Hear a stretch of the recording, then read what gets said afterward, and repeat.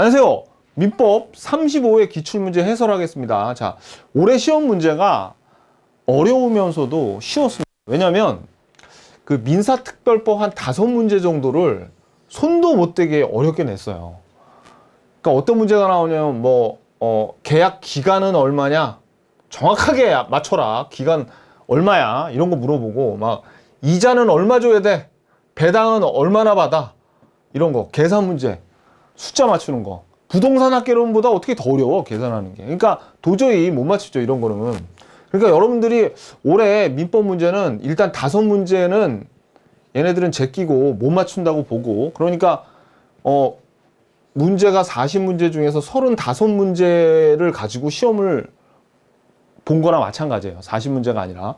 그러니까 한 모의고사 평소 본 거보다는 한 10점 정도 떨어졌을 텐데, 그래도 합격하는 데는 별 지장이 없습니다. 왜냐하면 이 5문제를 이렇게 낸 대신 출제위원 형님들이 요 나머지 문제는 난이도가 쉬웠어요. 난이도가 쉬웠어. 다른 데는 다른 거를 이 5개를 어렵게 내고 나머지 문제를 쉽게 냈습니다. 그리고 더 다행인 거는 이게 뒷부분에 민사특별법을 어렵게 낸 게 참 그래도 다행이야. 처음에는 좀 쉽게 문제를 풀 수 있었거든요.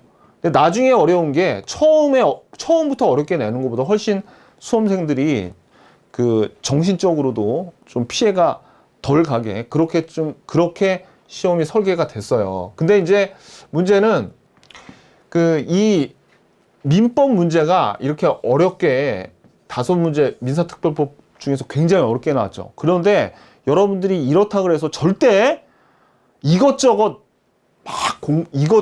공부하고 더 많은 다른 것들을 공부하면 안 됩니다. 왜냐면 5문제를 못 풀었더라도 나머지 쉬운 문제만 확실하게 맞췄으면 충분히 합격하거든요. 그러니까 시험 문제가 이렇게 어렵게 나오더라도 역설적으로 더 중요한 거는 쉬운 문제를 더 확실하게 맞춰야지 합격을 한다는 거야.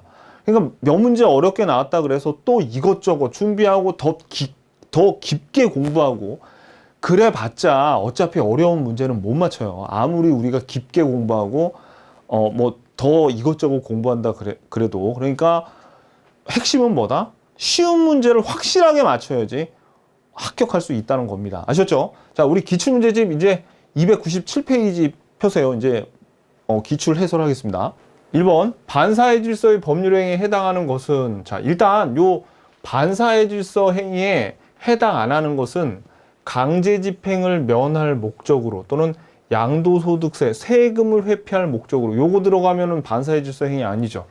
허위에 근저당 않고 설정하는 등 실제 거래보다 낮은 금액을 대금으로, 그러니까 얘네들은 일단 아니란 말이에요. 그죠? 자, 그리고 요거 작년부터 나오던 건데, 요 비자금을 소극적으로 은닉하는 거. 요거 반사회 질서 행위 아니죠. 비자금을 소극적으로, 요거 때문에 소극적으로 은닉하는 거. 요거 때문에 요거 반사회 질서 행위 아닙니다. 그 다음에 1번에 보면은 법령을 정한 한도를 초과하는 부동산 중개 수수료의 약정은, 요거는 강행 규정으로 무효지 반사회 질서 행위는 아니에요. 근데 요 다수의 보험 계약을 통해 보험금을 부정 취득할 목적으로 체결한 보험 계약은 요거는 반사회 질서 행위죠. 그죠? 그래서 이게 답이 3번입니다. 2번 갑은 강제 집행을 피하기 위해 자신의 X부동산을 을에게 가장 매도하여 소유권 이전 등기해 주었는데, 을이 이를 병에게 매도하고 소유권 이전 등기해 줬다. 다음 설명은 틀린 것은, 자, 그러면 지금 요 가장 매도라 그랬으니까 X부동산을 갑이 을에게 통정호의 표시로 가장 매매한 거죠. 그러면 갑이 표의자고 을이 상대방입니다. 그죠? 근데 을이 배신 때리고 누구에게? 병한테 이걸 팔아버렸네? 그럼 얘는 병이 제3자가 되는 겁니다. 그죠? 자, 근데 갑과 을 사이 통정호의 표시는 당사자 간에서 언제나 무효죠. 그러니까 이거 맞고. 2번 갑과 을 사이의 계약은 채권자 취소권의 대상이 될 수 있습니다. 사회행위가 있다면 그거는 채권자 취소권의 대상이 될 수 있죠. 이중매매는 안 되는데, 그죠? 이중매매는 안 되는데 통정호의 표시에서는 채권자 취소권의 대상이 될 수 있어요. 가령 요 강제 집행을 피하기 위해서 채권자 A라는 채권자의 강제 집행을 피하기 위해서 통정의 표시했으면 요 채권자가 채권자 취소권을 소송으로 행사할 수 있어요. 자, 3번. 병이 선의인 경우, 병이 선이래요. 그러면 상대적인 무효이기 때문에 소유권을 취득하죠. 그래서 누구에게? 요 표의자에게 대항할 수 있어요. 무효를 주장하는 자에게 대항할 수 있어서 소유권을 취득합니다. 선의에 대한 과실 유무를 묻지 않고. 자, 그러면 얘가 선의이기만 하지 무과실까지는 요하지 않아요. 그러니까 과실 유무를 묻지 않고 병이 소유권을 취득한다. 맞고요. 4번. 병이 악이라는 사실에 대한 증명 책임. 얘가 선의가 아니라 악이라고 입증하는 책임은 누구? 무효를 주장하는 표의자에게 있죠. 그래서 증명 책임은 허위 표시에 무효를 주장하는 자에게 있다. 여기에선 누굽니까? 갑이죠. 맞고요. 5번. 만약 악의 병이 선의의 정에게 X부동산을 매도했대. 자, 얘가 선의가 아니라 악의야. 근데 정이 선이다. 그럼 한 사람이라도 만약에 얘가 다음 사람한테 줬을 때 얘가 이러면 악이더라도 한 사람이라도 앞에서 선이면 다 소유권을 취득을 하죠. 그죠? 근데 소유권 이전 등기 해주더라도 정은 소유권을 취득하지 못한다 그러면 틀립니다. 앞에 한 사람이라도 선이면 가령 요 병이 선이고 둘 다 악이더라도 누가? 얘가 소유권을 취득해요. 이걸 소위 엄폐물의 법칙이라고도 하죠. 그죠? 자, 그래서 답은 5번이네요. 5번. 자, 그 다음에 3번. 착오로 인해 의사표시에 관한 설명으로 옳은 거를 모두 고르래요. 기억번. 착오로 인한 의사표시의 취소는 선의의 제3자에게 대항하지 못하죠. 그래서 우리 취소를 할 수 있는 게 제사, 강, 착 네 가지 아닙니까? 근데 제한 능력자의 취소는 요거는 절대적인 취소고 요거 사기, 강박, 착오, 사기, 강박, 착오로 인한 취소는 선의의 제3자에게 대항하지 못하는 상대적인 취소잖아요. 그러니까 기억이 맞네. 그죠? 그러니까 기억이 들어가야지 답이에요. 기억이 들어가야지 답인데 재미가 없네. 하나밖에 제거를 못했습니다. 그죠? 이렇게 되면 다 세 개를 다 알아야지 맞춰야 돼요. 자, 니은번. 의사표시의 상대방이 의사표시자의 착오를 알고 이용을 했으면 원래 중대한 과실이 있으면은 착오로 취소를 못하지만 상대방이 알고 이용한 경우에는 취소할 수 있죠. 취소할 수 있다. 맞아요. 맞아. 그러면 자, 결국 요 디귿을 알아야 돼. 디귿을. 찍더라도 그러면 어떻게 해? 둘 중에 하나를 찍어야 돼. 둘 중에 하나를. 그죠? 디귿을 모르면 찍어야 되는데 디귿본 보자고요. X토지를 계약의 목적물로 삼은 당사자가 자, X토지를 갑과 을이 목적물로 삼았어. 근데 둘 다 집원의 착오를 일으켜서 얘네가 어떤 거? Y, 계약서의 목적물을 Y로 표시했대요. 그러면 이거 뭡니까? 오표시 무효의 원칙이잖아. 오표시 무효의 원칙. 오표시 무효의 원칙은 옥토건, 자갈밭이건 둘 다 착오를 이유로 취소할 수 없다 그랬죠. 그죠? 착오를 이유로 취소할 수 없어요. 왜냐면 얘는 계약이 성립 자체를 안 한 거고 X 같은 경우에는 요거는 계약은 비록 계약서에 Y라고 썼지만 X토지의 계약이 성립된 걸로 본다 그러지 않았습니까? 그죠? 그러니까 둘 다 아무튼 취소할 수 없는데 취소할 수 있다 그러면 틀렸죠. 네, 틀렸네. 그래서 답이 3번입니다. 3번. 자, 4번. 사기 강박에 의한 의사표시에 대한 설명으로 옳은 것을 모두 고르래요. 기억번. 아파트 분양자가 이거 맨날 봤던 판례죠. 아파트 단지 인근에 대규모 공동묘지가 조성된 사실을 알면서 수분양자에게 고지하지 않으면 이거 기망행위에 들어가잖아요. 기망행위에 해당한다. 맞죠? 요것도 그래도 이건 좀 낫네. 두 개가 제거가 됐습니다. 자, 님번.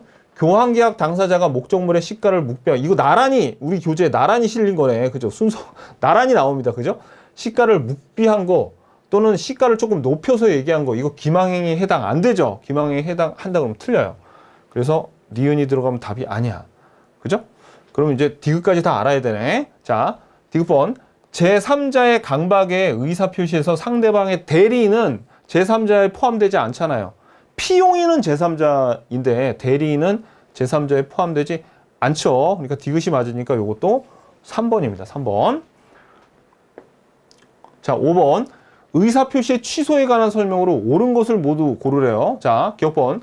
취소권은 추인할 수 있는 날부터 10년이 경과하더라도 그러니까 5번 문제가 약간 좀 이 지적법스러운 문제인데, 추인할 수 있는 날로부터 10년이 경과하도록 행사할 수 있는 게 아니라, 우리 추인할 수 있는 날로부터 3년, 법률행위가 있던 날로부터 10년 이내에 행사해야 되잖아요. 그러니까 추인할 수 있는 날부터 10년이라고 하면 틀렸지. 3년이라고 그래야지. 그죠? 그러니까 기억이 들어가면 답이 아니에요. 기억이 들어가면 답이 아니야. 자, 니은문 볼게요. 강박에 의해 의사표시를 한 자는 강박 상태를 벗어나기 전에도 이를, 야, 요것도 딱 보면 맞는 것 같아. 맞는 것 같아. 그래서 이제 수험생들이 이거 딱 보고, 이거 맞잖아. 강박 상태를 벗어나기 전에는 뭔가, 못했는데, 이거 봐봐. 이 틀린 것 같다고, 처음에 봤을 때. 왜냐면, 강박 상태를 벗어나기 전에, 뭔가 못했어. 근데, 취소할 수 있다 그러니까, 이거 틀렸네. 라고 했을 수 있어요. 시험장에서 잘 안 보일 수도 있단 말이야. 그죠? 디귿을 봤어. 그래서 만약에 이거 틀렸네 해가지고 니은을 제거하죠. 그럼 답은 3번이야. 이렇게 했으면은 안 돼. 이러면 안 돼. 디귿 한번 볼게요. 디귿. 자, 취소할 수 있는 법률행위의 상대방이 확정되었더라도 상대방이 그 법률행위로부터 취득한 권리를 제3자에게 양도하였다면 취소의 의사표시. 그러니까 이것도 딱 보면 나오잖아요. 취소의 상대방은 언제나 법률행위 할 때 상대방이죠. 제3자한테 넘어갔다 하더라도 제3자가 취소의 상대방이 아니잖아요. 그러니까 디귿도 틀렸단 말이야. 그럼 이 세 개 다 틀렸어? 이렇게 될 수 있단 말이야, 시험장에서. 그죠? 그래서 이 문제는 되게 지적법스러운 문제야. 이 기억이란 니은이. 그래서 디귿은 이건 틀렸고 니은이 틀렸습니다. 니은이. 이게 왜 그러냐면 강박 상태를 벗어나기 전에는 추인을 할 수 없잖아. 추인을. 취소는 할 수 있어. 근데 추인을 하려면은 강박 상태에서 벗어나야지 해야지. 요거를 이게 치읓자가 들어가기 때문에 헷갈려서 그러니까 요 틀리게 내는 것 중에서 추인 자리에 취소 넣어가지고 또는 취소 자리에 추인 넣어가지고 많이 틀리게 합니다. 그래서 기억 디귿이 틀렸고 니은은 맞아요. 니은은 맞아. 좀 치사한 문제야 이거. 그래서 답은 2번이에요. 2번. 6번. 갑의 을에 대한 의사표시에 대한 설명으로 옳은 것은, 그러면 의사표시를 한 표의자가 갑이고 을이 상대방이네요. 얘가 표의자, 갑이. 자, 1번. 갑이 부동산 매수 청약의 의사표시를 발송한 후 사망하였다면, 사망하거나 또는 제한 능력자가 되었다 하더라도 발송한 의사표시의 효력에 영향을 주지 않죠. 그러니까 효력이 발생하지 않는다 그러면 틀리죠. 자, 2번. 을이 의사표시를 받은 때에는 제한 능력자이더라도 갑은 원칙적으로 의사표시의 효력을 주장할 수 없죠. 왜? 왜냐하면 표의자는 그 의사표시로서 제한 능력자에게 대항할 수 없잖아요. 그 대항할 수 없다는, 제한 능력자에게 대항할 수 없다는 게 의사표시가 도착했다고 효력을 주장할 수 없다는 얘기입니다. 그러니까 틀렸고. 3번. 갑의 의사표시가 을에게 도달되었다고 보기 위해서는 을이 그 내용을 알았을 것까지는 필요 없고 객관적 상태에만 놓여 있으면 되죠. 그러니까 이것도 틀렸고. 4번. 을의 의사표시가 등기 우편 방법으로 발송돼서 반송되지 않은 경우에는 그때는 도달되었다고 보는 거죠. 그러니까 추정할 수 없다는 거 틀립니다. 5번. 을이 정당한 사유 없이 계약 해지 통지의 수령을 거절했어. 정당한 사유 없이 거절했을 때 객관적 상태만 놓여 있으면 의사표시의 효력이 생긴다 그랬죠. 그래서 을이 그 통지의 내용을 알 수 있는 객관적 상태에 놓여 있을 때는 의사표시의 효력이 발생한다. 여기 답이 5번이네요. 자, 그냥 제일 잘 나오는 지문들로만 구성이 되어 있습니다. 그죠? 사례 문제지만 상당히 쉬운 내용이에요. 아쉬운 건 이게 이렇게 앞에 있었으면 더 쉬웠을 텐데, 답 찾기가. 그죠? 자, 그 다음에 7번. 계약의 무건대리에 대한 설명으로 옳은 것은 무건대리입니다. 1번.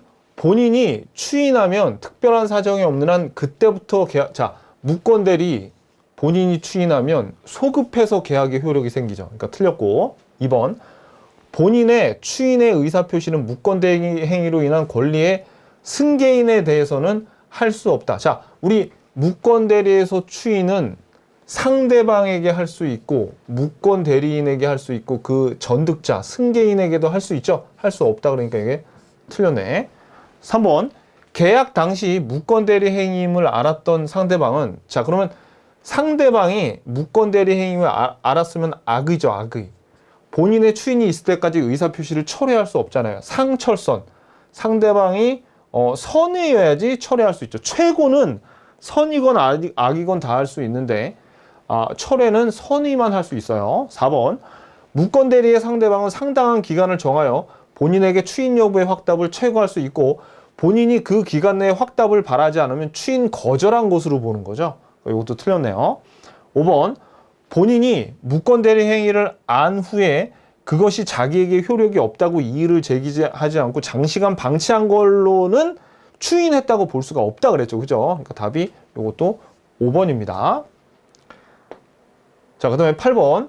갑은 자신의 토지에 관한 매매계약 체결을 위해 을에게 대리권을 수여했고 을은 갑의 대리인으로서 병과 매매계약을 체결했다. 옳은 것은? 자, 그러면 이번에 갑이 자기의 토지가 있는데 요거를 을을 대리인으로 해서 병이 상대방이네요. 그죠? 갑이 본인이에요. 사람을 잘 알아야 돼, 이렇게. 자, 기억번.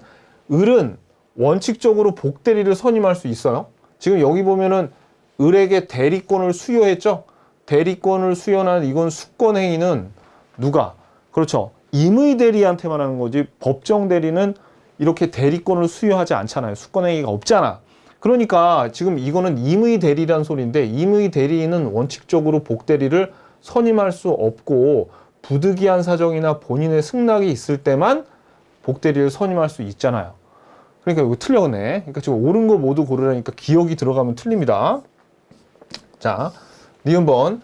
을은 특별한 사정이 없는 한 계약을 해제할 권한이 없죠. 해제를 하려면 지금 얘는 매매계약 체결을 위한 대리권만 줬으니까 해제하려면 해제하려는 특별 수권이 있어야 되죠. 그러니까 권한이 없지. 그러니까 니은이 들어가야지 답이네. 니은이 들어가야지 답이죠. 자, 디귿까지 알아야 돼. 근데 요거 두 개를 보고서 둘 중에 하나 찍어야 돼요. 만약에 디귿을 모르면.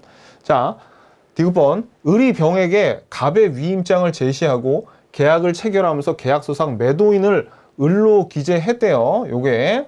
자, 근데 위임장을 제시를 하고 거기 매도인으로 대리인을 기재한 경우에도 특별한 사정이 없는 한 갑에게 그 효력이 미치죠. 요 경우에. 이건 우리가 판례에서 봤던 거예요. 효력이 미치지 않는다 그러면 요게 틀리죠. 그러니까 요게 현명행위에서 우리가 배웠던 거잖아요. 현명행위에서. 그죠? 자, 그래서 요게 답이 1번이네. 디귿도 틀렸고. 자, 그 다음에 9번. 취소할 수 있는 법률행위의 법정 추인 사유가 아닌 것은? 자, 우리 전이경, 담양강, 이경, 담, 양, 강이죠. 혼동은 아니잖아요. 그죠? 그래서 답이 그냥 1번입니다. 10번. 법률행위 부관에 대한 설명으로 틀린 것은? 1번. 조건의사가 있더라도 외부에 표시가 되지 않으면 그건 그냥 동기에 불과한 것이지 조건이 되지 않죠. 이게 맞고요. 2번. 기한이익 상실특약은 특별한 사정이 없는 한 정지조건부가 아니라 형성권적 기한이익 상실특약으로 추정하잖아요. 그러니까 답이 그냥 2번이네. 자, 3번. 조건을 붙일 수 없는 법률행위에 조건을 붙인 경우에 다른 정함이 없으면 법률행위도 전부 무효가 되는 거죠. 맞습니다. 맨날 나오는 지문이 이거 3번이에요. 그죠? 4번. 정지조건부 법률행위에 해당한다는 사실에 대한 증명책임은 그 법률행위로 인한 법률 효과의 발생은 다투는 자에게 있고 정지조건 성취 사실은 권리를 취득하려는 자에게 있잖아요. 그죠? 이것도 맞고요. 5번. 불확정한 사실이 발생한 때를 이행기간으로 정하면 그것이 불가능하게 된 때 기한이 도래한 것으로 본다 그랬죠? 맞습니다. 그래서 답이 2번이네요. 11번. 물권에 관한 설명으로 옳은 것은? 자, 1번.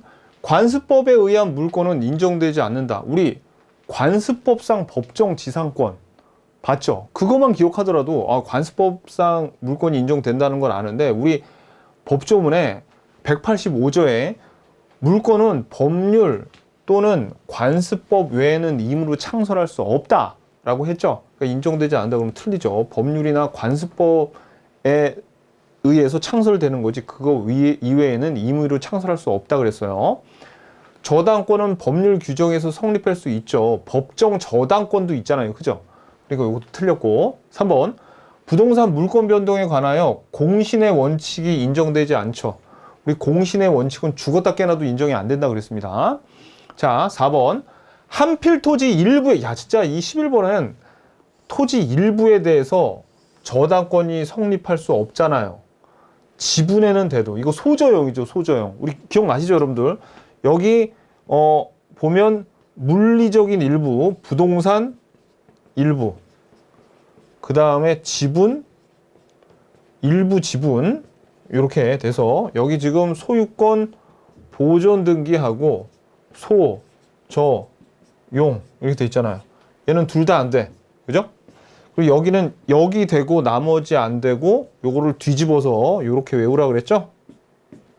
그러니까 지금 여기서 뭐 물어보는 거야? 저당권이 부동산 일부에는 안 되잖아. 지분에는 돼도. 그죠? 그러니까 할 수 없다니까 이게 답이지. 이거 진짜 수도 없이 등기법에서도 그렇고 수도 없이 강조했던 거. 이런 거를 맞춰줘야 돼요. 자, 5번. 물건의 집단에 대해서 하나의 물건이 성립하는 경우가 있죠. 공장재당 집합물의 저당권 같은 거 경우가 있죠. 틀렸습니다. 그래서 답은 4번이에요. 자, 12번. 등기 없이도 부동산 물건 취득의 효력이 있는 경우에. 그럼 이건 뭐 물어보는 거야? 등기 없이도 권리 변동의 효력이 생기는 187조는 뭐야? 이런 거 물어보는 거죠. 매매 186조잖아요. 등기해야지 권리 변동의 효력이 생기잖아. 그러니까 제거. 자, 그 다음에 디귿 건물 신축 187조의 대표적인 거죠. 자, 그러니까 니은은 들어가야지 답이에요. 그죠? 자, 디귿 점유취득시효 187조이긴 하지만 점유취득시효는 등기해야지 권리 변동의 효력이 발생하지 않습니까? 그죠? 그러니까 얘가 들어가면 답이 아니에요. 그 답은 그냥 3번이네요. 3번. 공유물 분할 판결. 요거 187조죠. 187조. 우리가 계속 연습했던 겁니다. 그래서 답은 3번이에요. 자, 13번. 점유보호 청구권에 관한 설명으로 틀린 것은 1번. 점유권에 기인한 소는 본권에 관한 이유로는 재판하지 못하죠. 맞고요. 2번. 과실 없이 점유를 방해하는 자에 대해서도 점유 방해 배제 청구할 수 있죠. 우리 점유보호 청구권은 요거를 행사하는데 고의나 과실을 요하지 않아요. 그죠? 이 상대방의 고의나 과실을 요하지 않으니까 과실이 없어도 어떻게 방해 배제를 청구할 수 있는 겁니다. 맞아요. 3번. 점유자가 사기를 당해 점유를 이전한 경우 점유물 반환 청구할 수 없죠. 왜? 점유물 반환 청구는 침탈당했을 때 하는 거지 사기당했을 때는 안 된다 그랬잖아요. 그죠? 4번. 공사로 인하여 점유의 방해를 받은 경우 그 공사가 완성할 때 또는 그 공사가 착수한 지 1년이 경과하면 방해 제거를 청구하지 못하죠. 오케이. 5번. 타인의 점유를 침탈한 뒤에 제3자에서 점유를 침탈당했대요. 그러면 보세요. 요 A가 침탈을 당해서 B가 요 물건을 점유하고 있는데 이놈이 또 C한테 이걸 침탈당해서 물건은 지금 C한테 있는 거야. C가 점유하고 있어. 그러면 C, 제3자에게 침탈당한 애는 현재 요 물건을 점유하고 있지 않죠. 그래서 점유물 반환 청구권의 상대방이 될 수 없어요. 점유물 반환 청구권의 상대방이 되려면 점유하고 있어야 되잖아. 근데 얘는 지금 점유하지 못하고 있죠. 그러니까 뭐예요? 그렇죠. 틀린 거 찾으니까 답이 5번입니다.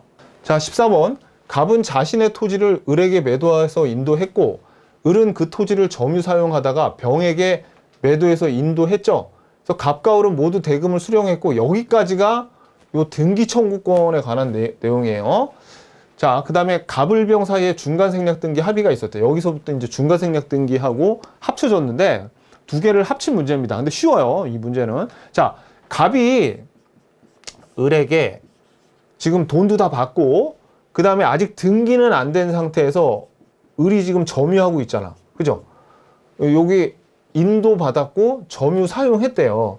그러면 점유하고 있는 동안에는 갑은 을에게 반환을 청구할 수 없고 그 다음에 요거 뭐예요? 지금 이 을의 등기 청구권이 채권적 청구권이지만 점유하고 있는 동안 소멸시효가 진행이 안 되죠. 그래서 만약 을이 인도받은 후 현재 10년이 지나도 을은 갑에게 소유권 이전 등기를 청구할 수 있어요. 왜? 소멸시효가 진행이 안 되니까 등기 청구권이. 그러니까 요거 틀렸죠? 그 다음에 갑은 을이 점유하고 있으면 소유물 반환 청구할 수 없잖아요. 그러니까 답이 2번이네. 옳은 거 찾으니까. 근데 이 을이 병한테 다시 요거를 팔아가지고 얘가 지금 인도받았으니까 점유하고 있는 동안에는 갑은 병한테도 소유물 반환 청구를 할 수 없잖아요. 그죠? 갑은 둘 다에게 소유물 반환 청구를 할 수 없습니다. 자, 그러면 등기, 지금 얘네도 중간 생략 등기에 합의가 있었으니까 이 병은 갑에게 곧장 등기해줘라고 청구할 수 있죠. 그래서 병은 직접 갑을 상대로 소유권 이전 등기를 청구할 수 있어요. 틀렸고. 그 다음에 합의가 없으면 병이 대위로 등기 신청을 할 수 있는데 합의가 있더라도 병의 등기 청구권은 여전히 어떻게 소멸된 게 아니라 병은 직접 등기해달라고 할 수도 있지만 대위로 해달라고 할 수도 있습니다. 대위로 등기 신청을 할 수 있어요. 그래서 대위하여 갑을 상대로 소유권 이전 등기도 청구할 수 있어요. 아직 의뢰 등기 청구권이 소멸되지 않으니까 중간 생략 등기에서. 그죠? 그래서 답이 2번입니다. 15번 부동산 공유에 관한 설명으로 틀린 것은 1번 공유물의 보존행위는 공유자 각자가 할 수 있죠. 그렇죠. 이 보존행위는 각자가 할 수 있는데 처분이나 변경은 다른 공유자의 동의 없이 공유물을 처분 변경하지 못해요. 이 말은 전원 동의가 필요하다는 거죠. 처분이나 변경은. 그러니까 요거 두 개 맞고. 그 다음에 공유자는 공유물 전부를 지분의 비율로 사용 수익한대요. 이게 뭡니까? 전부를 지분의 비율로 사용 수익한다는 것은 토지를 물리적으로 공유자들이 나눠서 쓴다는 얘기가 아닙니다. 이거는 예를 들어 이런 거죠. 여기 A가 3분의 1 지분, B가 3분의 2 지분이 있을 때 요거를 C라는 사람한테 한 달에 90만 원 임대료를 주고 빌려주기로 했어요. 그러면 A는 90만 원 중에 3분의 1인 30만 원 받고 B는 90만 원 중에 3분의 2인 60만 원 받으라는 거예요. 이게 부당이득 반환을 하는 경우 가령 C가 여기에 무단으로 이 토지를 사용해서 부당이득 반환으로 90만 원 내라고 할 때도 똑같이 지분 비율로 요거를 귀속되는 겁니다. 그러니까 요거 3번하고 5번은 요 2번하고 5번은 같은 맥락이에요. 근데 4번은 공유자는 자신의 지분에 관해서도 단독으로 제3자의 취득 시효를 중단시킬 수가 있습니다. 요거. 그래서 답이 4번이에요. 16번 공유물 분할에 관한 설명으로 옳은 거를 모두 고르래요. 기억번 재판상 분할에서 분할을 원하는 공유자의 지분만큼은 현물 분할을 하고 분할을 원하지 않는 공유자는 계속 공유로 남게 할 수 있다. 이런 거 처음 봤죠? 물음표. 판례긴 한데 이거 어렵습니다. 몰라요. 기억은 몰라 지금. 찍어야 돼. 이런 상황이 되면. 근데 만약에 지문이 3개짜리면 찍기도 어려워요. 근데 이게 4개짜리면 한번 해볼 만해. 한번 볼게요. 네 번. 토지의 현 분할은 등기를 마치면 그 등기가 접수된 때 권리 변동의 효력이 있대요. 자, 우리 원래 공유물 분할 판결은 187조지만 187조에서 등기하지 않아도 권리 변동의 효력이 발생하지만 여기 지금 협의 분할이잖아요. 이거 186조니까 등기를 해야지 권리 변동의 효력이 생기죠. 우리 등기법에서 배웠잖아. 등기가 접수된 때 변동의 효력이 생긴다고. 그죠? 맞네, 요거. 니은은 맞아요. 기억은 잘 모르게. 니은이 들어가야지 답이야. 자, 그러니까 1번하고 3번은 답이 아니에요. 자, 디귿번. 공유자는 다른 공유자가 분할로 인해서 취득한 물건에 대해서 그 지분의 비율로 요 매도인과 동일한 담보 책임을 진다 그랬죠? 근데 이건 특약으로 배제할 수도 있다 그랬잖아요. 그러니까 요거 맞네. 디귿도 맞아요. 디귿도 맞아. 그러니까 답이 그냥 5번이네. 그죠? 이 두 개만 보고도 답이 5번이야. 안 찍어도 돼. 자, 리을본 볼까요? 공유자 사이에 이미 분할 협의가 성립했는데, 이미 분할 협의가 성립했어. 그러면 추가로 소송 제기할 수 없고, 그죠? 그 다음에 그 소송을 계속 유지할 수도 없다 그랬잖아요. 그러니까 이거 맞는 거네. 일부 공유자가 분할에 따른 이전 등기에 협조하지 않은 경우 공유물 분할 소송을 또 따로 제기할 수도 없고, 제기한 소송을 계속 유지할 수도 없다 그랬습니다. 이거 다 본 거야. 요거만 빼고. 그러니까 기억은 몰라도 답을 찾을 수가 있네. 이럴 때 그냥 요 하나 그냥 봐두세요. 요거 우리가 지금 내년을 공부하는 거니까. 근데 이것까지는 또 나오기에는 좀 힘든 것 같아요. 요 판례는. 자, 그 다음에 17번. 갑소유의 토지에 을이 무단으로 건물 신축했대. 얘 그 문제에 무허가 미등기 소유자죠. 요놈. 자, 그래서 건물 소유자. 뒤에 병에게 임대하여 병이 그 건물을 점유하고 있다. 다음 설명이 틀린 거죠. 자, 그러면 지금 토지는 갑소유야, 토지가. 근데 을이 무단으로 건물을 여기를 지어버렸네요. 그러면 얘는 지금 이게 등기도 안 돼 있어. 등기도 안 돼 있고, 그 다음에 이게 허가도 안 받는 경우에 이 갑은 을을 상대로 철거하고 인도를 청구할 수는 있는데 퇴거를 하라고는 못한다 그랬어요. 그래서 퇴거를 청구할 수 없죠. 그러니까 이 니은 2번하고 4번은 맞는 겁니다. 그리고 대신 자기 토지를 지금 이 건물로 점유하고 있으니까 부당이득 반환 청구권은 행사할 수 있잖아요. 맞아.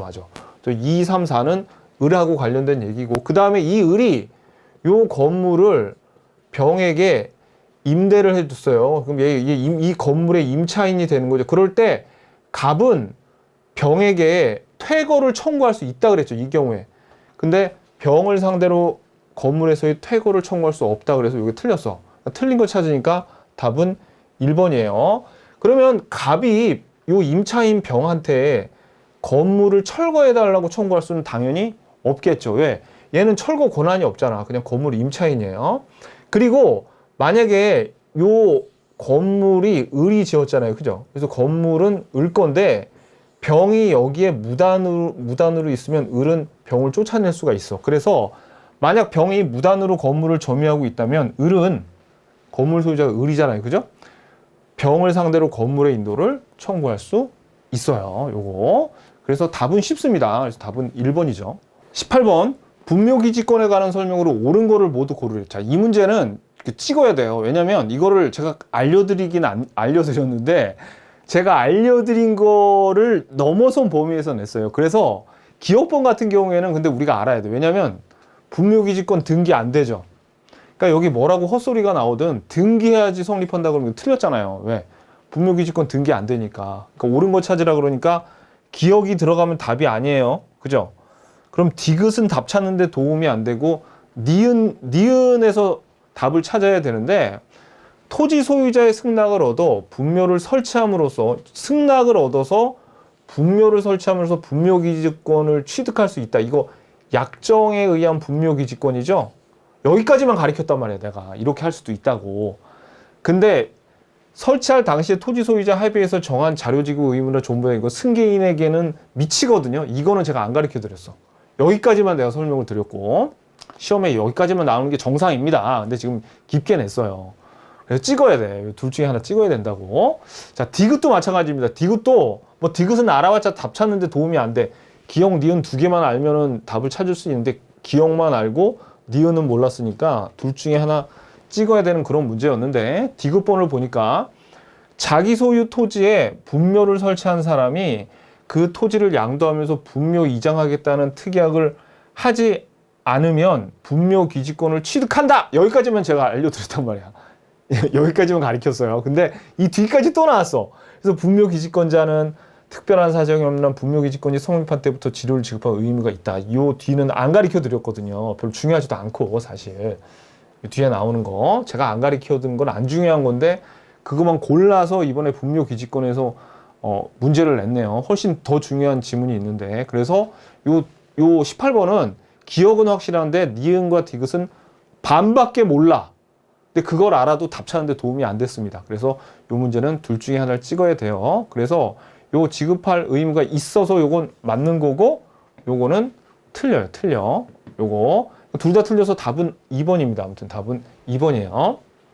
자, 그 다음에 19번 지역권에 관한 설명으로 틀린 것은 1번 지역권은 요역지와 분리해서 양도할 수 없죠.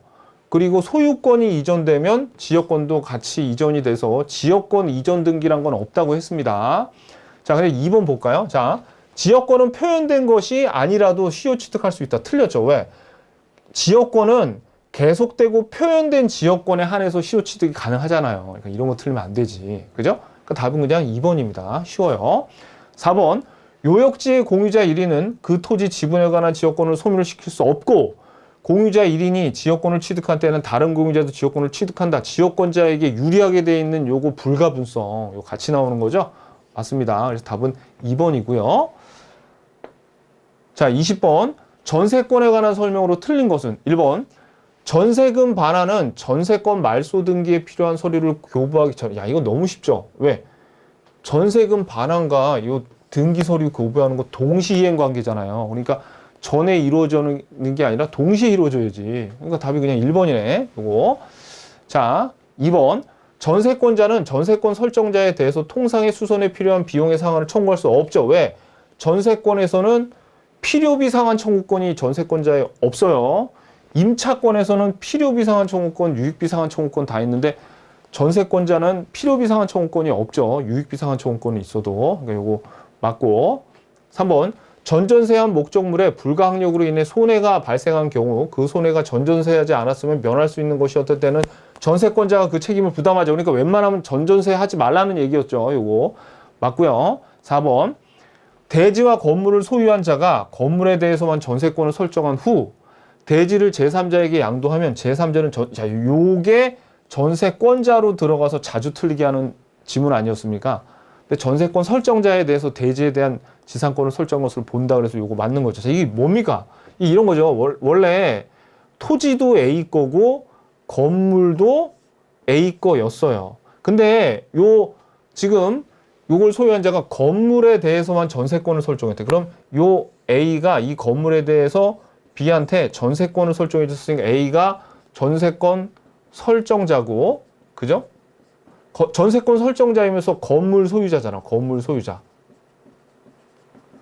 그리고 B가 전세권자죠. 전세권자야.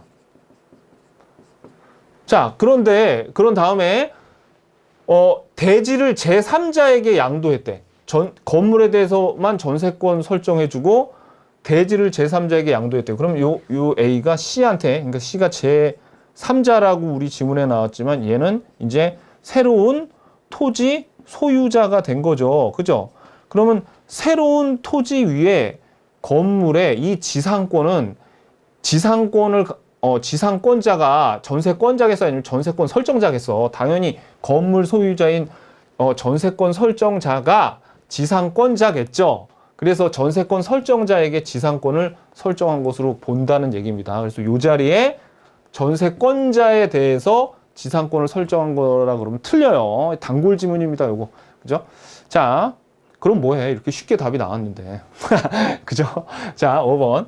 타인의 토지에 지상권을 설정한 자가 그 위에 건물을 신축하여 그 건물에 전세권을 설정한 경우 그 건물 소유자는 전세권자의 동의 없이 지상권을 소멸하게 할 수 없다. 자, 이건 뭡니까? 여기에 봐봐요. 여기에 타인의 토지 위에 지상권을 설정했대. 그러면 지금 A라는 사람이 토지 소유자인데 B가 여기에다가 지상권을 설정해서 자기 소유의 건물을 하나 지은 거예요. B 건물이야. 그 위에 건물을 신축했어. 그래서 그 건물에 또 전세권을 설정했다는데요. 그럼 이 B가 C에게, 그러니까 얘가 지금 전세권자죠. 자, 그럼 보세요. 만약에 요 지상권이 소멸해 버려서 이 건물에 이 건물의 지상권이 소멸되면 이 전세권자도 소멸해. 그러니까 얘는 이해관계인이죠. 그러니까 이 이해관계인의 승낙이 있어야지 지상권을 소멸할 수 있다는 그런 얘기입니다. 이해관계인의 승낙이 필요하다. 그런 얘기예요. 자, 그래서 답은 1번입니다. 21번 민법상 유치권에 관한 설명으로 틀린 것은 1번 권리금 반환 청구권은 유치권의 피담보 채권이 될 수 없죠. 권리금, 보증금은 요건 유치권과 관련성이 없어요. 그래서 피담보 채권이 될 수 없습니다. 맞아요. 2번 유치권의 행사는 피담보 채권 소멸 시효의 진행에 영향을 미치지 않죠. 그래서 유치권을 행사하더라도 계속 돈 갚으라고 독촉을 해야 된다 그랬습니다. 맞고요. 3번 공사대금 채권에 기해서 유치권을 행사하는 자가 스스로 유치물인 주택에 거주하는 거, 그것은 특별한 사정이 없는 한 유치물의 보존 행위로 보존에 필요한 사용에 해당해서 괜찮아. 하지만 뭐는 해야 돼. 그렇죠. 요거를 지금 주택에 거주해서 사용을 하고 있으니까 부당이득 반환으로 차임에 해당하는 금액은 줘야 되죠. 맞습니다. 4번 유치권에 의한 경매가 목적 부동산 위에 부담을 소멸시키는 법정 매각 조건으로 실시된 경우, 이게 이 21번이 되게 이렇게 쉬운데 우리 1, 2, 3번 다 알아요. 근데 4번은 더 쉬워. 왜? 이 앞에 뭐라고 헛소리가 나더라도 유치권자가 배당받는 데죠. 유치권자 우선 변제권 없잖아요. 그러니까 배당받는다 그러면 틀리지. 그죠? 그러니까 문제가 되게 쉽단 말이에요. 21번 같은 경우엔. 그래서 답이 4번입니다. 5번. 건물 신축공사를 도급받은 수급인이 사회통념상 독립한 건물이 되지 못한 정착물입니다. 그럼 이건 구제우물에 불과한 정착물이죠.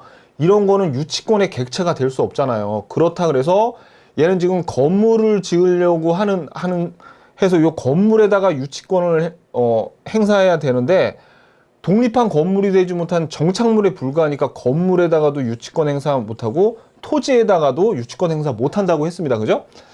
정착물을 토지에 설치한 상태에서 공사가 중단된 경우 수급인은 그 정착물에 대해서 유치권을 행사할 수 없어. 왜? 요거는 구조물에 불과한 정착물이니까 유치권의 객체가 될 수 없다. 그래서 답이 4번입니다. 4번. 이거 틀린 거 찾으니까 배당을 받을 수 없어요.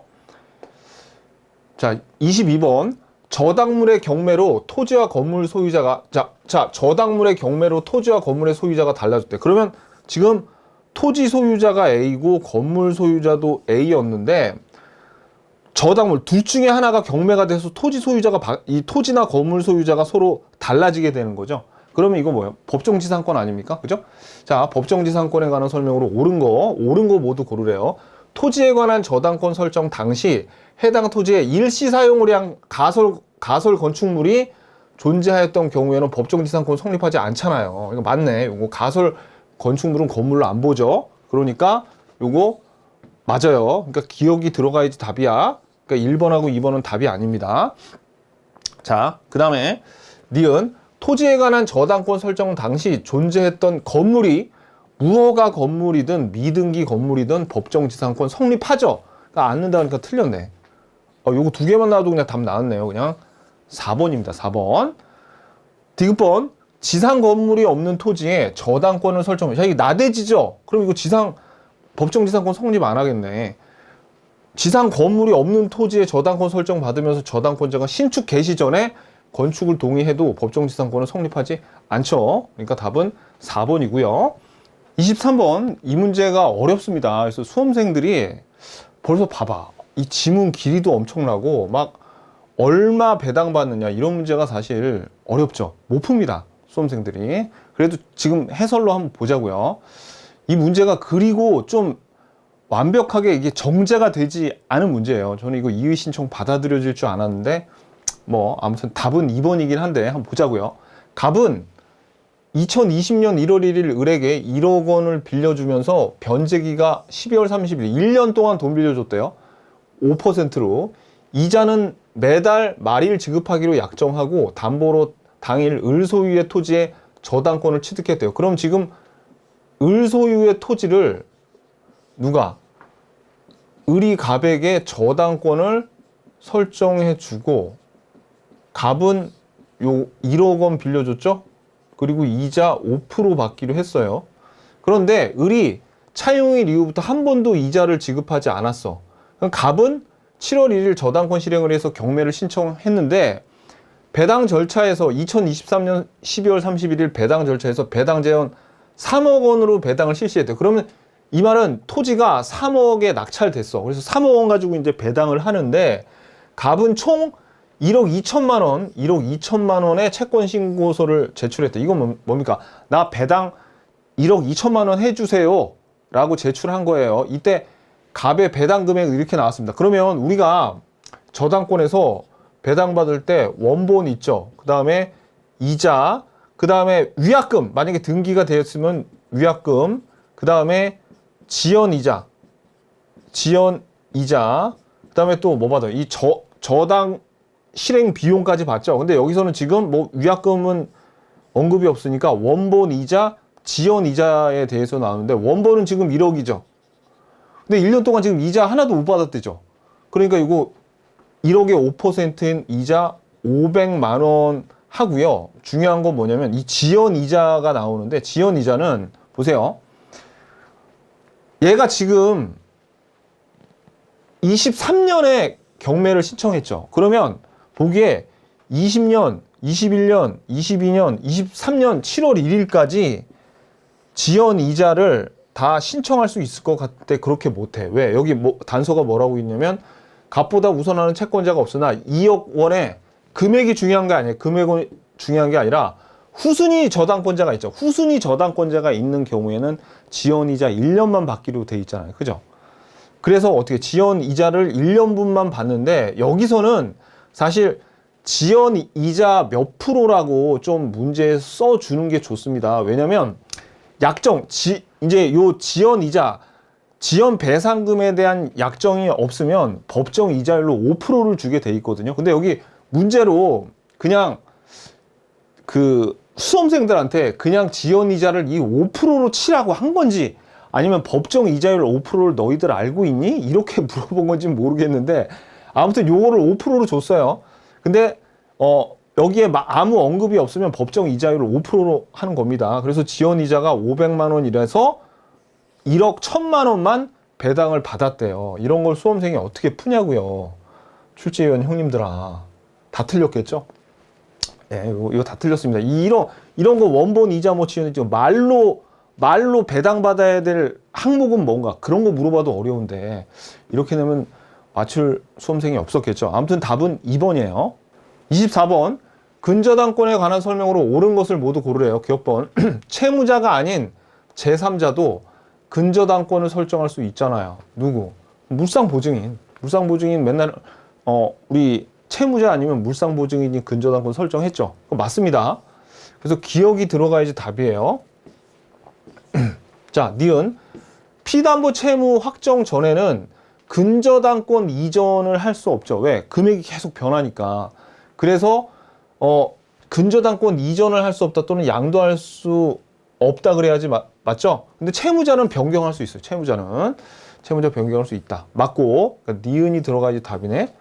자, 이런 답이 아니고 근저당권에 의해서 담보될 채권 최고액에 채무의 이자가 포함이 된다 그랬죠. 그래서 채무의 이자는 등기가 안 돼. 왜? 채권 최고액이 등기가 되는데 이 등기되는 채권 최고액에 이자가 포함이 되어 있잖아요. 그러니까 이자는 등기가 안 되지. 왜? 이자는 채권 최고액에 포함이 되니까. 자, 그래서 틀렸네.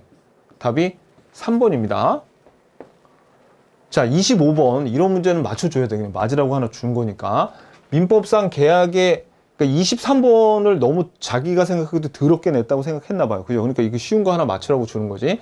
민법상 계약에 관한 설명으로 옳은 것은 매매계약, 낙성계약이잖아. 그죠? 도급계약, 요거 쌍무계약입니다. 근데 도급계약은 우리가 뭐 배우지를 않았으니까 잘. 그죠? 그러니까 편무계약인지 모를 수도 있어요. 아니 몰라도 돼 이런 거. 자, 교환계약, 무상이 아니라 유상이겠죠? 증여계약 요식이 아니라 불요식. 그 다음에 임대차 계약, 유상 계약이잖아요. 뭐 당연한 거지, 그죠? 이게 답이 5번이에요. 26번 계약의 성립과 내용에 관한 설명으로 틀린 것은 1번 격지자 간의 계약은 승낙의 통지를 발송할 때, 자, 격지자 간의 계약의 승낙, 요거는 발신주의죠. 그래가지고 발송할 때 효력이 발생하죠. 맞습니다. 2번 관습에 의하여 승낙의 통지가 필요하지 않은 경우 계약은 승낙의 의사표시로 인정되는 사실이 있을 때 성립한다. 이거 의사실현이죠? 맞습니다. 3번 당사자 간의 동일한 내용의 청약이 상호 교차된, 이거 교차 청약이네. 그러면 양 청약이 상대방에게 도달한 때 계약이 성립한다. 또는 나중 청약이 도달할 때 계약이 성립했다. 그래도 맞는 거죠? 맞습니다. 4번 승낙자가 청약에 대해서 변경을 가하여 승낙을 한 때에는 변경을 가해서 승낙할 때는 거절하고 새로운 청약한 것으로 보는 거죠. 자, 5번 선시공 후 분양되는 아파트의 경우 준공정 그 외형 재질에 대해서 분양 광고에만 표현된 내용은 특별한 사정이 없는 한 분양 계약의 내용이 된대요. 그러면 분양 광고는 청약의 유인이니까 이거는 계약의 내용이 된다 그러면 안 되죠. 청약이 아니에요. 청약의 유인이에요. 그래서 답이 5번이고요. 자, 27번 계약 체결상의 과실 책임에 관한 설명으로 옳은 것을 모두 고르라 그랬는데 계약 체결상의 과실 책임은 원시적 전부 불능이어야지. 원시적 전부 불능일 때 계약 체결상의 과실 책임을 묻는데 기업 같은 경우에는 의사가 불합치돼 가지고 요거는 불성립입니다. 그래서 계약 체결상의 과실 책임은 계약이 된 다음에 요게 무효일 때 계약 체결상의 과실 책임을 적용시키는 거지, 불성립할 때, 아예 불성립하면 계약 체결상의 과실 책임을 물을 수 없어요. 그리고 니은 같은 경우에는 요게 실제 면적이 계약 면적에 미달하기 때문에 이거는 전부 불능이 아니라 이거는 일부 불능이라서 계약 체결상의 과실 책임을 물을 수 없고, 디귿 같은 경우에는 계약 체결 전에 이미 매매 목적물이 전부 멸실된 사실을 알지 못하여 손해를 입은 계약 당사자는 계약 체결 당시 그 사실을 안 상대방에게 계약 체결상의 과실 책임을 물을 수 있다라고 했는데, 요게 알지 못하여라고 하면 안 되고, 계약 체결상의 과실 책임을 물으려면 요건 그냥 선의인 거죠. 선의. 과실 없이 알지 못하여 그래야 돼. 그래서 선의 and 무과실일 때 계약 체결상의 과실 책임을 물을 수 있거든요. 근데 요 디귿을 처음에 가답안 발표할 때 맞는 걸로 했다가 이게 이의 신청이 받아들여져 가지고 전항 정답 처리가 됐습니다. 이게 28번 동시이행의 항변권에 관한 설명으로 틀린 것은 1. 서로 이행이 완료된 쌍무계약이 무효가 됐어. 무효나 취소로 돼서 부당이득 반환은 동시이행 관계죠. 해제에서 원상회복도 동시이행 관계였습니다. 그죠? 2번 구분 소유적 공유관계가 해소되면 공유 지분권자 상호 간의 지분 이전 등기 의무는 동시이행 관계가 있다. 요거 구분 소유적 공유 관계라는 게 뭐예요? 여기 등기로는 갑과 을이 2분의 1, 2분의 1 요렇게 공유 관계로 등기가 돼 있는데, 실제로는 물리적으로 갑과 을이 요렇게 사용을 하고 있을 때, 그죠? 근데 공유 관계가 이제 해소가 돼 가지고 이때 만약에 이렇게 물리적으로 진짜로 나눠서 등기를 할 때 지분 이전 등기를 동시에 해줘야 된다. 그 얘기입니다. 이것도 우리가 배웠었던 내용이죠. 자, 3번. 동시이행의 항변권이 붙어 있는 채권. 이 채권은 자, 똑같은 500만 원이라도 동시이행 항변권이 붙어 있는 채권은 더 소중하기 때문에 다른 거하고 상계까지 못한다 그랬죠. 그죠? 맞습니다. 4번. 양 채무의 변제기가 도래한 쌍무계약에서 수령지체에 빠진 자는 이후 상대방이 자기 채무의 이행 제공 없이 이행을 청구하는 경우래. 그럼 이게 뭐에 관한 거예요? 이거 엄청 많이 나오는 거죠. 수령지체에 빠졌어. 이거는 일시적으로 제공을 한 거예요. 이 상대방이 일시적으로 제공해서 수령지체에 빠지더라도 상대방이 계속 이행을 하지 않으면 동시에 이 일시적으로 수령지체에 빠졌던 자도 동시이행 항변권을 행사해서, 야, 너 잠깐 동안 나한테 일시적으로 이행을 제공해서 내가 그때는 수령지체에 빠졌지만 네가 계속 이행을 하지 않았기 때문에 나는 동시이행 항변권을 지금 행사할 수 있어 라고 하면서 동시이행 항변권 행사할 수 있다고 했죠. 맞습니다. 자, 5번. 채무를 담보하기 위해서 채권자 명의의 소유권 이전 등기가 된 경우, 자, 이거 변제한대. 변제하는 거하고 요 담보 말소하는 거 중에 변제가 요게 선의의 의무였죠. 그러니까 소유권 이전 등기 말소면 동시이행 관계 있다 그러면 틀려요. 돈을 먼저 갚아야지 그 다음에 요걸 말소를 하겠죠. 그래서 답은 5번이네요. 자, 29번. 갑은 X 건물을 을에게 매도하고 을로부터 계약금을 지급받았는데 그 후 갑과 을의 귀책 사유 없이 X 건물 멸실됐대요. 옳은 거 모두 고르래요. 자, 그러면 지금 X 건물을 갑이 갖고 있어요. 그러면 요 매도인이 채무자네. 매도인이 채무자네. 채무자. 부동산을 매매 관계에서 부동산을 팔려는 사람이 채무자라 그랬죠. 그리고 요거를 을한테 팔려. 그럼 얘가 채권자야. 매수인이 채권자입니다. 근데 지금 갑에게 계약금을 줬대요. 계약금을 줬어. 그런데 둘 다 귀책 사유 없이 X 건물이 멸실이 됐다네요. 그러면 일단은 둘 다 귀책 사유가 없으면 채무자 위험 부담주의죠. 채무자 위험 부담주의. 그래서 갑은 을에게 잔대금 지급을 청구할 수 없어. 왜? 채무자 위험 부담주의니까 잔대금 달라고 할 수도 없고 계약금도 돌려줘야 돼요. 그래서 잔대금 지급을 청구할 수 있다 그러면 틀립니다.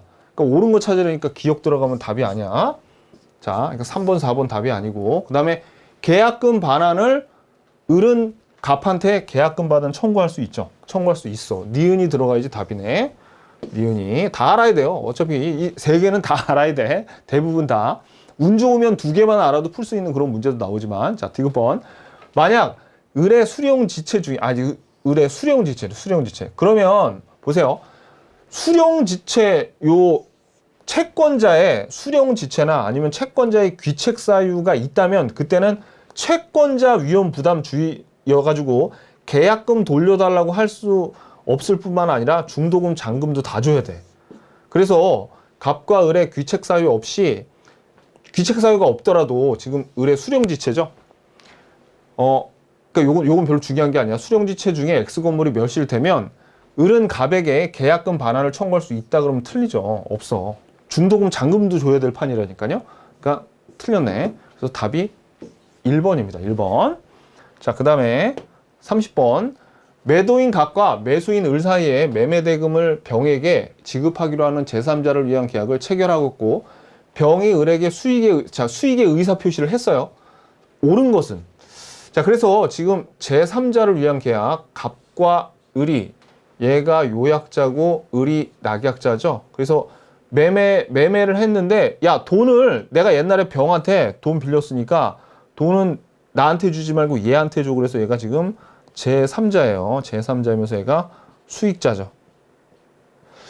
자, 1번. 을의 대금 채무 불이행이 있는 경우 돈을 안 줬어. 그러면 갑은 병의 동의 없이도 얘네 둘이 당사자니까 계약을 해제할 수 있죠. 없다 그러면 틀렸죠. 자, 틀렸고. 2번.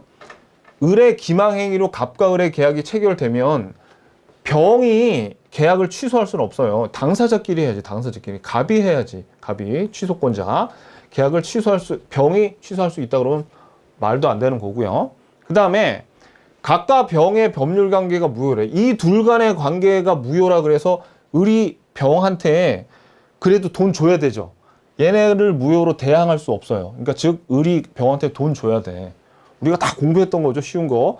을은 병에게 대금 지급을 거절할 수 없고요. 4번. 을이 매매대금을 병에게 지급한 후에 갑과 을의 계약이 취소가 됐어요. 그런 을은 누구한테 돈 돌려달라고 그래야 돼? 아까 돈 줬던 병이 아니라 갑한테 돈 돌려달라고 해야 돼. 그래서 을은 병에게 부당이득 반환 청구할 수 없습니다. 갑한테 당사자끼리 해결해야 됩니다. 여기까지 다 쉽죠? 그래서 이 문제는 사실 여기까지 하고 5번이 답이 아니야 라고 알아야 돼. 왜? 이거 우리 배운 적은 없는데 이거 되게 어려운 판례예요. 왜냐면 함정까지 팠어. 여기. 왜냐면 우리 병이 을에게 수익의 의사표시를 했대. 수익의 의사표시를 하면 어떻게 됩니까? 요 수익자의 권리가 확정이 돼서 요 둘이서 요 당사자 간의 당사자 간의 합의로 요 병의 권리를 철회하거나 변경할 수 없다고 우리 배웠잖아. 근데 여기에 비겁하게 뭘 넣어놨냐면 유보했대. 유보. 갑과 을의 계약을 체결할 때 갑의 권리를 변경시킬 수 있음을 유보한 경우나 아니면 병의 동의가 있으면 얘가 수익의 의사표시를 했더라도 병의 권리를 변경시킬 수 있거든요. 근데 이건 좀 되게 좀 구석에 있는 판례입니다. 그래서 이것까지 알 수는 없어도 이 30번 이 문제는 답은 어려웠지만 나머지를 제거해 가다 보면 5번을 답으로 찾을 수 있었어야 됩니다. 근데 요 함정 때문에 우리가 수익의 의사표시를 하게 되면 요 병의 권리가 확정이 된다는 그 사실을 깊게 배웠기 때문에 수익의 의사표시를 했는데 병의 권리를 변경시킬 수 있어. 이것도 틀린 거 아니야? 이렇게 하도록 함정을 팠어요. 근데 요런 단서가 붙어 있을 때는 권리를 변경시킬 수가 있습니다. 31번. 매도인 갑과 매수인 을 사이에 X주택에 관한 계약이 적법하게 해제가 된 경우 해제 전에 이해관계를 맺은 자로부터 계약 해제로부터 보호되는 제3자죠. 그러면 이건 우리 의사표시, 통정의 표시 배울 때 의사표시에서 보호되는 선의의 제3자하고 해제에서 제3자하고는 다릅니다. 이 제3자는 새롭게 이해관계를 맺으면서 등기, 인도까지 되어 있어야 돼. 그래서 채권 자체를 압류한 자는 제3자가 아닌데, 여기 보면은 소유권 이전 등기 청구권 채권이죠. 채권을 압류한 자, 얘는 제3자가 아니죠. 그러니까 답이 1번이에요. 나머지는 가압류했어, 이 주택을. 그 다음에 저당권 취득했죠, 가등기했죠, 그 다음에 대항요건까지 갖췄어. 그러니까 요 등기가 되거나 대항요건을 갖추는 이런 경우에는 제3자가 되죠. 그래서 답이 1번입니다. 자, 그 다음에 32번.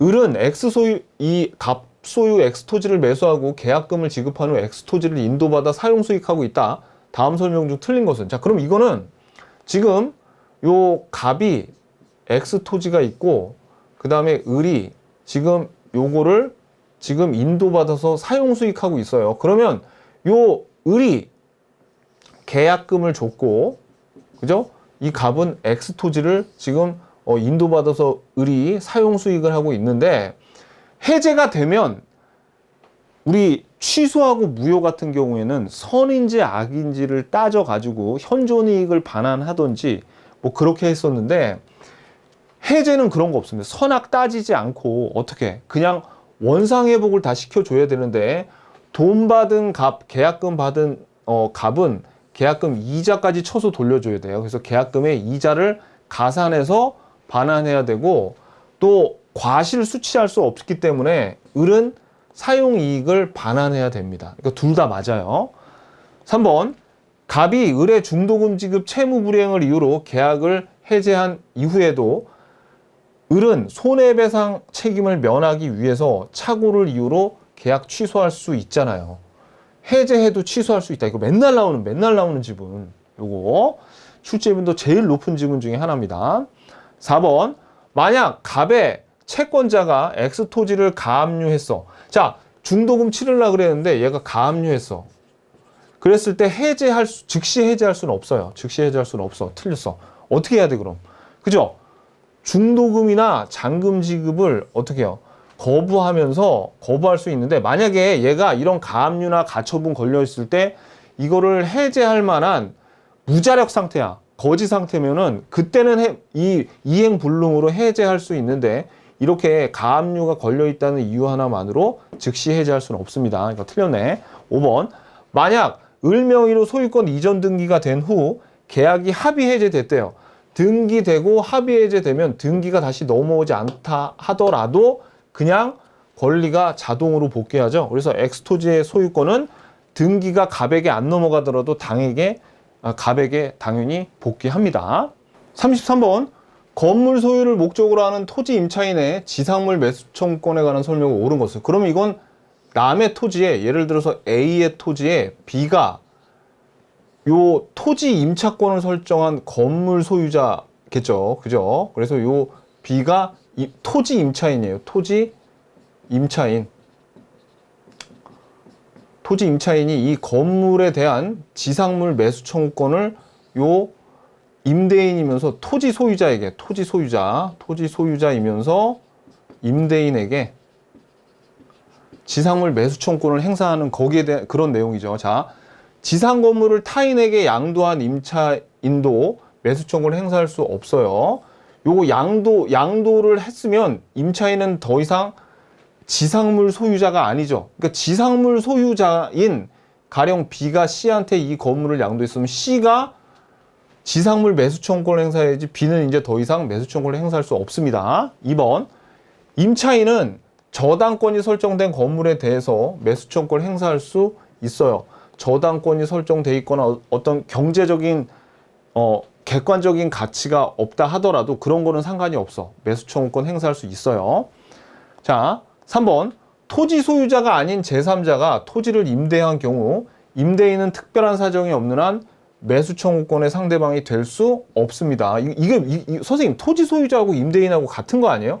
다른 경우가 있습니다. 예를 들어서 토지 소유자는 A인데 A가 갑하고 위탁 계약을 맺어서 이 위탁 계약으로 임대인이 갑으로 들어갔을 때 요 건물 소유자 있죠? 이 토지 임차인인 건물 소유자는 누구한테 할 수 있어? 그렇죠. 요 임대차 계약이 종료가 됐을 때 토지 소유자한테 해야지, 임대인한테 하는 게 아니에요. 토지 소유자 임대인이 이렇게 위탁계약 등으로 달라질 수 있을 때 토지 소유자에게 해야 되더라.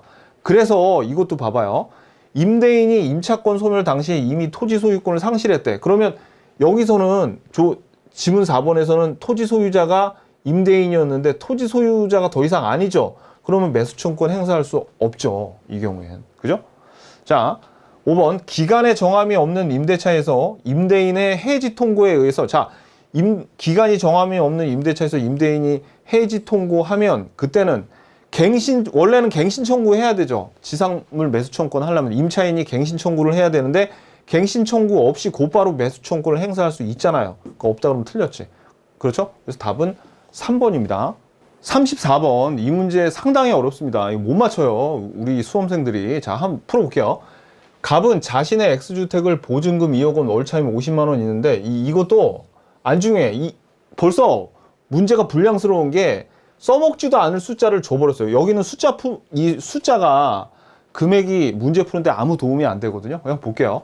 을에게 임대했는데 을이 전입신고 후 X주택을 점유 사용하면서 차임을 연체하다가 계약이 종료가 됐어요. 계약 종료 전에 X주택을 소유권 매매를 원인으로 병에게 이전이 됐대요. 그러면 지금 보세요. 여기 전입신고까지 했죠. 그러면 어떻게 되냐면 이제 갑에서 병으로 넘어갔을 때 병이 얘가 전입신고까지 했으니까 임대인의 지위를 승계하는 거야. 지금 그러니까 봐봐요. 여기 지금 X주택이 있는데 여기 지금 갑이죠. 갑이 임대인이면서 건물 소유자였는데 을한테 임대차 계약을 했어. 근데 보증금 줬겠죠. 그럼 원래 보증금은 요 건물 소유자이자 임대인한테 돌려받았어야 되는데 요 임차인이 임대차 계약이 끝나기 전에 요거를 병한테 지금 건물을 팔았다는 거 아닙니까? 그죠? 그럼 얘는 양수인이죠. 양수인. 자, 양수인이야. 그러면 임대인의 지위를 승계한 것으로 봐야죠. 을이 전입신고 했으니까. 그 다음에 요거 아는 거야. 근데 2, 3, 4는 몰라도 되고 좀 어려운데 보긴 보겠지만 아는 거 5번부터 먼저 풀어보자고요. X주택을 반환하지 않으면 특별한 사정이 없으면 을은 보증금을 있음을 이유로 연체 차임 지급을 거절할 수 없다. 이거 뭐예요? 그렇죠? 이거 안 된다 그랬죠. 얘가 너 왜 임대료 안 내 임마 연체한 차임 내 그랬더니 을이 보증금에서 까 임마 이런 거 된다 안 된다 이런 거 안 된다 그랬잖아요. 보증금에서 까는 안 된다 그랬어요. 그 얘기야. 그럼 우리가 알고 있는 건 이제 이거 두 개인데 답이 없잖아. 그죠? 이거 틀린 거 찾으라 그러니까 이거 두 개는 알고 있는데 나머지를 보자고요. 자, 2번 연체 차임에 대한 지연 손해금의 발생 종기는 특별한 사정이 없는 한 이 주택을 반환하는 때가 종기가 맞아요. 그러면 처음에 시작하는 건 언제냐면 요 이행지치 차임을 연체한 다음 날부터고 그 다음에 종기는 요 X주택을 반환하는 때인데 하나도 안 중요해. 몰라도 돼. 시험장에서 만나서 몰랐겠죠? 그냥 그렇다고요. 자, 그냥 해설해 드리는 겁니다. 이런 문제는 또 안 나와요. 자, 3번 병은 갑의 차임 채권을 양수하지 않았어. 자, 그럼 원래 이 병이 을에 대한 연체 차임 채권이 지금 있는 건데 요 양수인한테 원래는 차임 채권을 어떻게 해요? 얘한테 요거를 팔아야 돼. 그래야지 병이 을한테 차임 채권이 있으니까 나한테 돈 줘라고 할 수 있는데 차임 채권을 양수하지 않았어도 어차피 병이 나중에 계약 끝나면 임대인의 지위를 이어받았기 때문에 보증금을 돌려줘야 되죠. 이때 보증금 돌려줄 때 이 차임을 공제하고 줘도 돼요. 공제할 수 없다 그러면 틀린다고. 그래서 답이 3번인데 어렵잖아. 차임 채권 양수 이런 거를 우리가 배우지도 않았는데 이걸 어떻게 맞추냐고. 그죠? 다 틀렸어요. 자, 4번은 이건 더 어려워. 자, X주택을 반환할 때까지 잔존하는 갑의 차임 채권은 여기 차임 채권에 압류가 걸려 있더라도 갑의 채권자였겠죠. 뭐 A라는 갑의 채권자가 이 차임을 압류하더라도 보증금에서 이 돌려줄 때 공제 깔 수 있다는 그런 얘기예요. 그러니까 중요하지도 않다고, 너무 어렵다고, 너무 세세하다고. 답은 3번이지만 이런 거 내기 있기 없기 이런 거 내지 마세요 좀. 자 35번 쉬운데 거의 대부분 다 틀렸습니다. 이 문제는. 왜냐면 봐봐. 이게 수험생 관점에서 이 문제를 지금 어떻게 푸냐면 이렇게 푼단 말이야. 자, 임차인 을이 임대인 갑에게 3월 10일, 자, 다 2024년이에요. 3월 10일로 기간이 만료되는 엑스주택의 임대차 계약에 대해 보호법에 따라 갱신 요구 통지를 했는데 1월 5일 날 갑에게 도달했고 갑이 갱신 거절 통지를 하자 계약이 갱신되었다. 힘들어. 자, 봐봐요. 이게 어떻게 되냐면 시간이 쭉 가는데 요게 3월 10일 날 계약이 만료가 되죠. 근데 계약이 만료가 되기 전에 을이 좀 더 살고 싶어가지고 갱신 요구를 통지했어.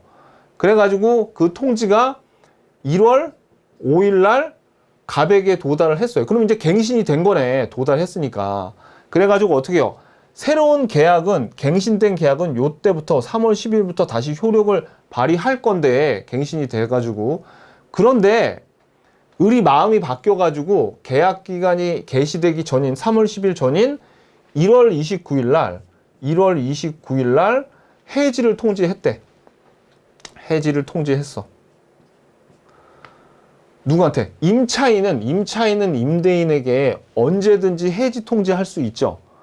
그리고 언제 도달했냐면 1월 30일에 이제 요 해지 통지가 임대인에게 도달을 했어요. 그러면 보세요.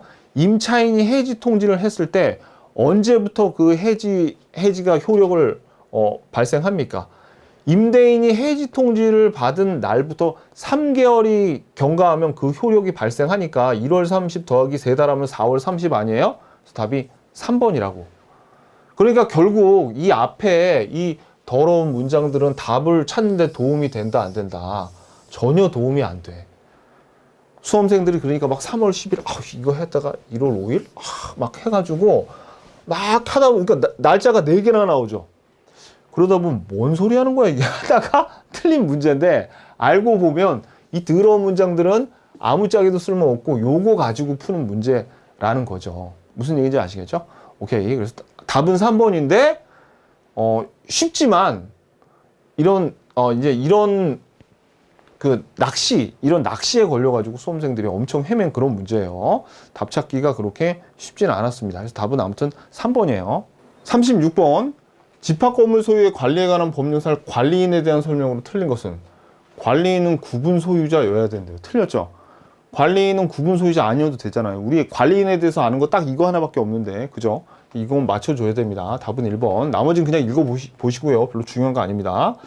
자, 그 다음에 37번은 여기 금액들이 나오는데 금액들은 답 찾는데 아무 도움 안 됩니다. 그냥 우리한테 혼동을 주려고 금액을 막 적어 놓은 거야. 문제는 여러분들이 뭘 찾아야 되냐면 갑은 을에게 무이자로 빌려준 1억 원을 담보하기 위해서 병명의의 저당권이 설정된 을 소유의 X건물에 관해서 담보가등기를 마쳤대요.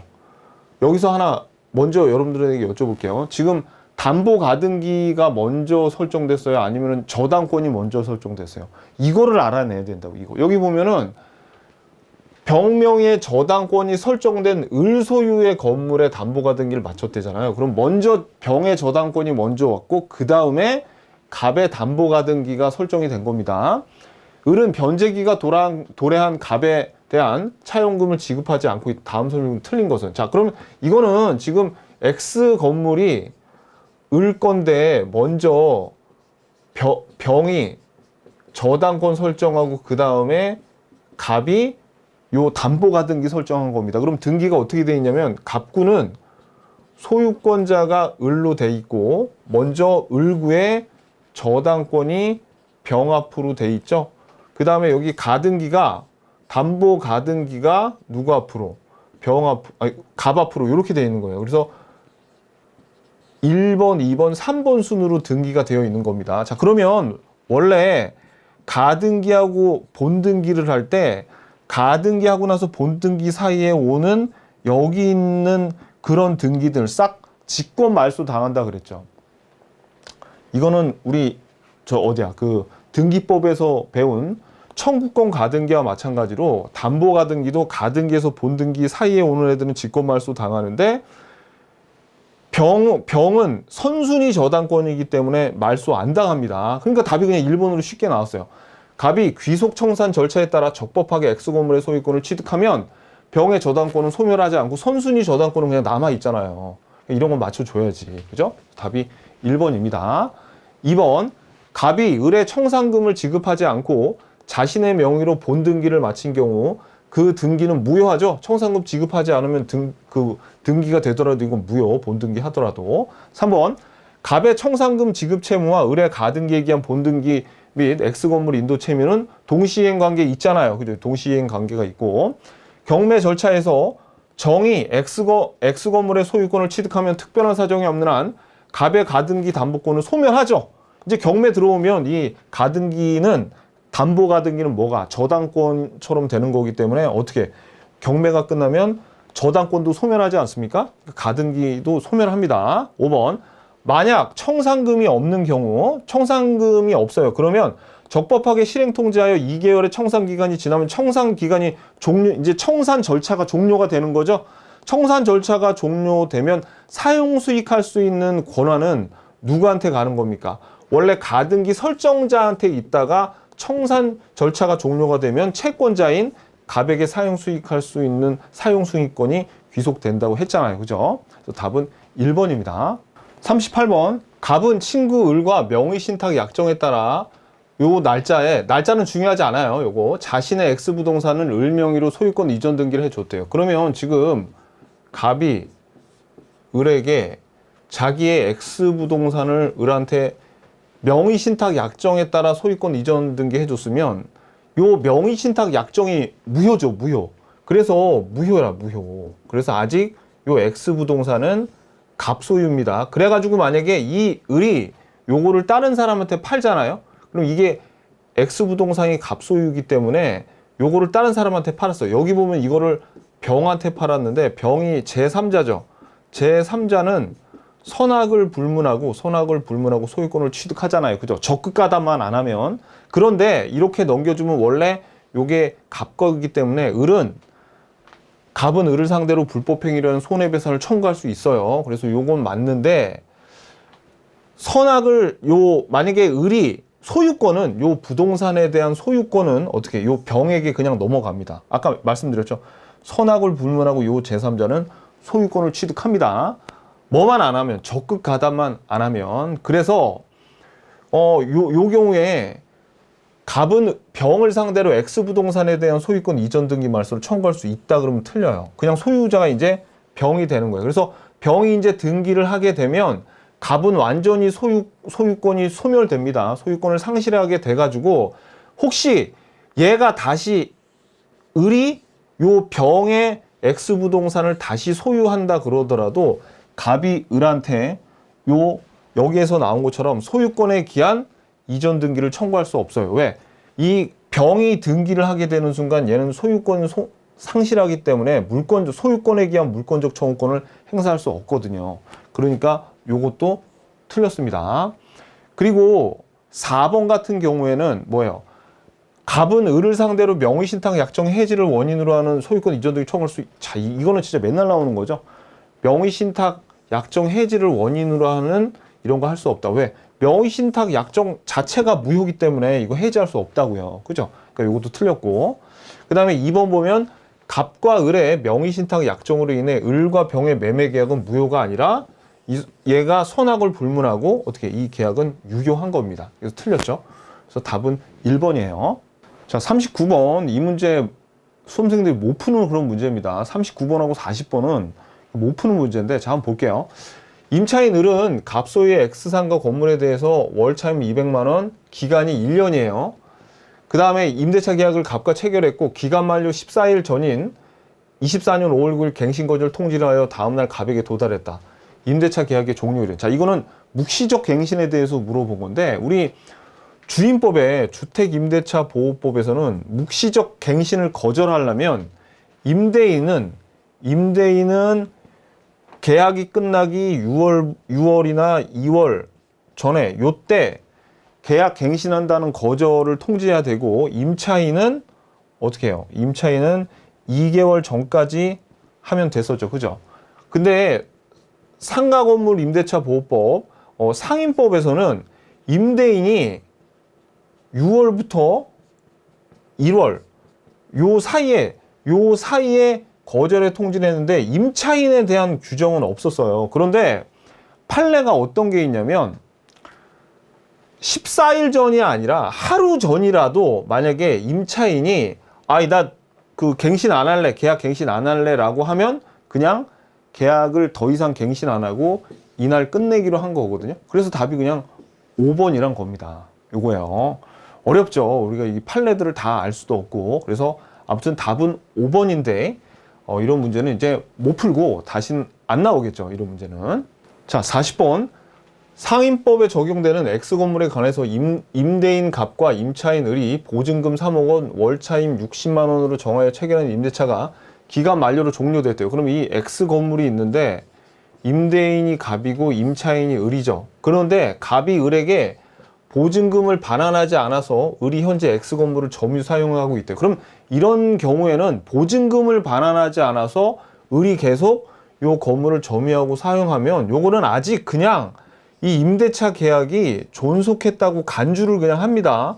그래서 갑은 을한테 불법행위로 인한 계약이 끝났는데 너 왜 계속 점유하고 있어라고 손해배상 청구할 수도 없고, 그 다음에 차임의 부당이득 반환을 청구할 수 있는 것도 아니에요. 그리고 을도 지금 계속 계약이 존속하고 있다고 간주해서 을이 갑한테 채무불이행으로 손해배상 의무를 지는 것도 아니고, 뭐를 할 수 있냐면 그냥 차임을 그냥 계약이 존속 중이니까 차임만 지급해라라고 청구할 수밖에 없어요. 그러니까 답이 4번인데 5번은 이건 왜 안 돼?